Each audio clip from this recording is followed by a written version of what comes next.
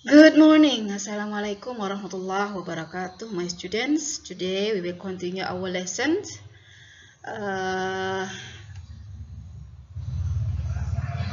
Before I continue, let's review what we have at the last week.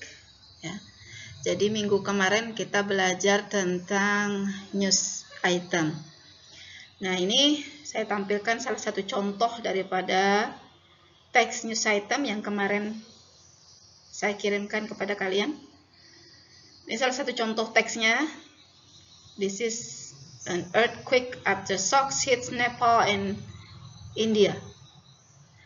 Jadi ini tentang earthquake atau gempa ya, yang melanda India dan Nepal. Di dalam news item kemarin saya deliver sudah ya pengertian pemahaman tentang news item walaupun hanya dalam bentuk word. News item itu adalah teks yang berupa berita terkini, berita yang disajikan untuk memberitahu, menginformkan sesuatu kepada masyarakat, kepada orang lain agar orang lain mengetahui tentang hal tersebut. Salah satu ciri daripada news item itu biasanya mereka menggunakan ini. Ada kalimat, ada tanda petik. Nah, ini disebut dengan kalimat langsung atau direct speech, ya, kalimat langsung. Itu salah satu cirinya itu. Mengapa begini? Mengapa menggunakan kalimat langsung seperti ini? Ini biasanya merupakan sumber berita. Jadi berita yang disampaikan oleh pembicara atau pembicara langsung. Nah, kalau kemarin ada pertanyaan saya, who is the source? Jadi ada sumber berita. Sumber berita itu apa? Sumber berita itu adalah orang yang menyaksikan, orang yang ada di situ, orang yang tahu tentang kejadian, ya, baik itu policeman, kemudian firefighter misalnya, masyarakat misalnya, dan sebagainya. Nah, itu yang disebut dengan sources atau sumber berita. Kalau di sini ada sumber beritanya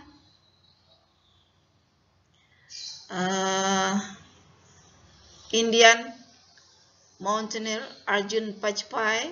Nah, kemudian ada pula di sini Romanian climber Alex Gavan tweeted.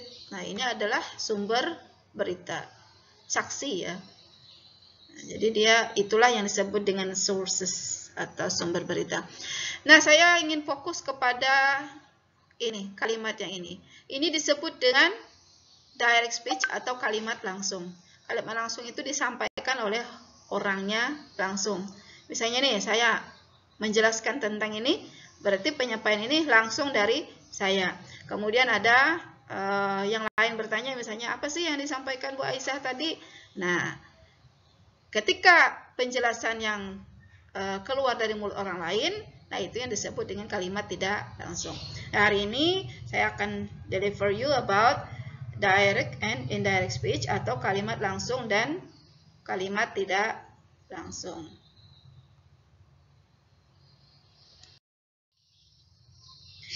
Kalimat langsung dan kalimat tidak langsung, direct and indirect speech. Reported speech. Reported speech itu adalah kalimat tidak langsung. Jadi kalimat langsung tadi sudah saya sampaikan bahwa kalimat langsung itu adalah kalimat yang disampaikan oleh si pembicara pertama atau pembicara langsungnya. Kalimat reported speech atau indirect speech, kalimat ini tidak langsung, adalah suatu cara untuk mengungkapkan apa yang orang lain telah katakan secara langsung. Nah, jadi kalimat tidak langsung atau reported speech atau orang menyebutnya juga indirect speech itu disampaikan oleh orang lain, diungkapkan oleh orang lain untuk menyampaikan daripada kalimat si pembicara. Kalimat itu bisa berupa pernyataan. Pernyataan itu misalnya, I am a teacher. Nah, itu pernyataan. Kemudian pertanyaan. Misalnya, where are you going? Nah, itu pertanyaan. Atau ucapan lain dengan mengubah format pembicaraan menjadi lebih jelas, alami, dan efisien bagi pendengarnya. Logikanya, seorang penyampai berita tidak melaporkan persis seperti yang diucapkan oleh seseorang. Jadi tidak persis ya.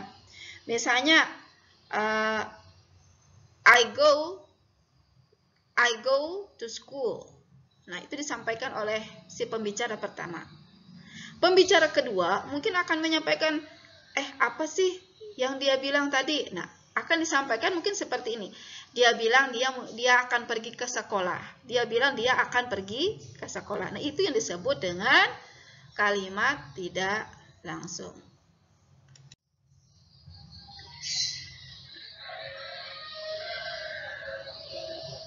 Direct speech yang diubah menjadi reported speech bisa berupa statement, tadi kata saya ya, statement.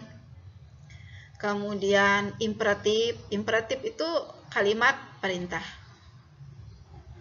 Invitation, request, ya, permintaan. Kemudian yes no questions.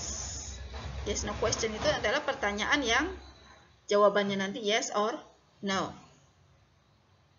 Are you hungry? Misalnya. Do you study English? Nah, misalnya itu yes no question. Kemudian information questions atau WH question. WH question itu yaitu pertanyaan yang akan meminta informasi. Misalnya, what do you do? What happened? Why do you ask me? Where she go? Where does she go? Misalnya. Nah, seperti itu. Itu namanya informasi yang mengandung, pertanyaan yang mengandung informasi.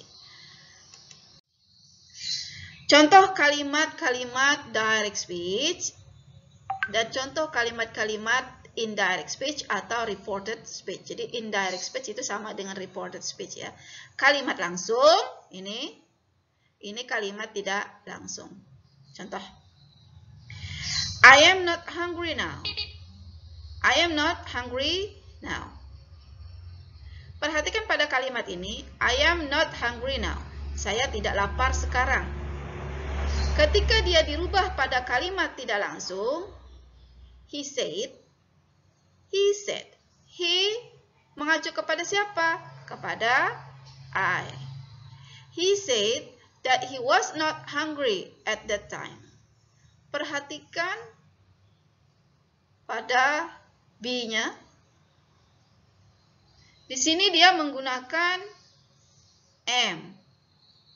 Karena ini berbentuk simple present. Nah, simple present ketika dia berubah pada kalimat tidak langsung, tidak mungkin lagi dia dalam kalimat simple present. Kenapa? Karena sudah disampaikan oleh orang lain. Ketika sudah disampaikan pada orang lain, berarti dia sudah berbentuk past. Maka kita menggunakan be-nya juga harus past. Simple present ketika dirubah kepada reported speech atau indirect speech atau kalimat tidak langsung, dia akan berubah menjadi past. Simple past. I am not hungry now. He said that he was not hungry at that time. Lihat perubahan waktu. Kalau pada simple present dia now, di sini dia berubah menjadi at that time. Karena kita sudah berbicara tentang bentuk masa lampau. Nah, jadi ada perubahan-perubahan, baik perubahan verb, kemudian perubahan time, ketika kita ingin merubah kalimat langsung pada kalimat tidak langsung. Nanti akan saya jelaskan lebih luas lagi. Berikut misalnya kita menggunakan imperatif. Imperatif atau kalimat perintah. Do not touch my computer. Jangan sentuh komputerku.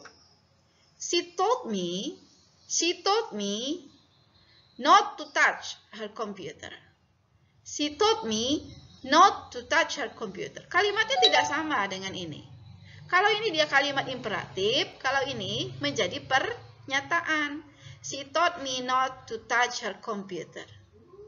Dia berkata pada saya untuk tidak menyentuh komputernya. Kalau di sini dia kalimat perintah. Lihat. And then yes no questions. Tadi ada kan kalimat langsung yes no question. Did you eat my cake? Perhatikan ketika ada kata did you eat my cake? Berarti dia berbentuk past tense. Apakah kamu makan kueku? Did you eat my cake? Nah, ketika dia berubah ke bentuk kalimat tidak langsung atau reported speech atau indirect speech, dia akan berubah menjadi she wanted to know if I'd eaten her cake. She wanted to know if I'd eaten her cake. Lihat. Ketika di sini dia simple past, ini ada if I had eaten her cake. Had eaten, dia menjadi apa? Past perfect. Nah, jadi di sini adalah past perfect. Nah, jadi ada perubahan-perubahan ketika kita merubah kalimat langsung ke kalimat tidak langsung. Baik perubahan verb maupun perubahan waktu. Nah, nanti akan saya jelaskan lebih luas pada slide yang selanjutnya.